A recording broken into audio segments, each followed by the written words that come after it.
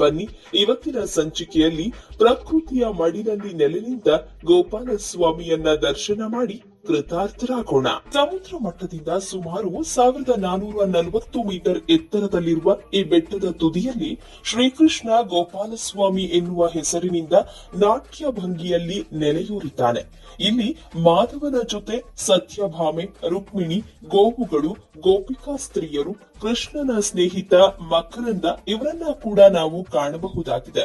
ಇಲ್ಲಿಗೆ ಬಂದು ದಂಪತಿಗಳು ಸಂತಾನ ತೀರ್ಥದಲ್ಲಿ ಮಿಂದೆದ್ದು ದೇವರಿಗೆ ಪೂಜೆ ಮಾಡೋದ್ರಿಂದ ಅವರಿಗೆ ಉತ್ತಮವಾದ ಸಂತಾನ ಭಾಗ್ಯವನ್ನ ಕರುಣಿಸ್ತಾನೆ ಈ ಸ್ವಾಮಿ. ಹೀಗಾಗಿ ಗೋಪಾಲ ಸ್ವಾಮಿಯನ್ನ ಸಂತಾನ ಗೋಪಾಲ ಸ್ವಾಮಿ ಎಂದೇ ಕರೆಯಲಾಗುತ್ತೆ. ಸ್ವಾಮಿಯ ಕೋರಿಕೆಯಂತೆ ಇಂದಿಗೂ ಶ್ರೀಕೃಷ್ಣನ ವಿಗ್ರಹದ ಶಿರೋಭಾಗದಲ್ಲಿ ಮತ್ತು ಗರ್ಭಗುಡಿಯ ದ್ವಾರದ ಮೇಲೆ ಸದಾ ಹಿಮ ಜಿನುಗುತ್ತಿರುತ್ತೆ. ಅಲ್ಲದೆ ಇಲ್ಲಿ ಪ್ರತಿನಿತ್ಯವೂ ಸಪ್ತರ್ಷಿಗಳು ಅಗೋಚರವಾಗಿ ಬಂದು ಪೂಜೆ ಸಲ್ಲಿಸಿ ಹೋಗ್ತಾರೆ ಎನ್ನುವ ಪ್ರತೀತಿ ಇಂದಿಗೂ ಕೇಳಿ ಬರುತ್ತೆ.